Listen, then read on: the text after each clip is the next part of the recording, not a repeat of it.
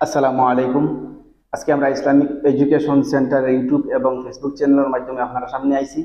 আজকে আমরা শিখমু ঈদ উল ফিতর নামাজের নিয়ম। আরবিতে নিয়ত যদি সম্ভব হয় করবা, যেমন আরবিতে কইবা নাওয়াইতু আন উসাল্লিয়া লিল্লাহি তাআলা রাকআতাই সালাতিল ঈদুল ফিতরি মা সিত্তাতি তাকবীরাতি ওয়াজিবাল্লাহি তাআলা দুইটা ওয়াজিব আছে।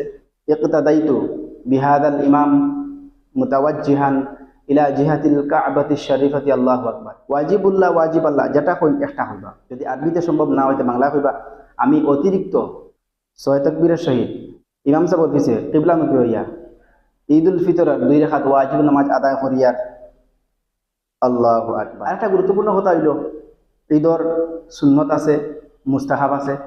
তো সবচেয়ে গুরুত্ব হইল ফিতরা যেটা, এটা আপনারা আদায় করতে লাগবে। ফিতরা আদায় করিয়া নামাজটা আদায় করবা।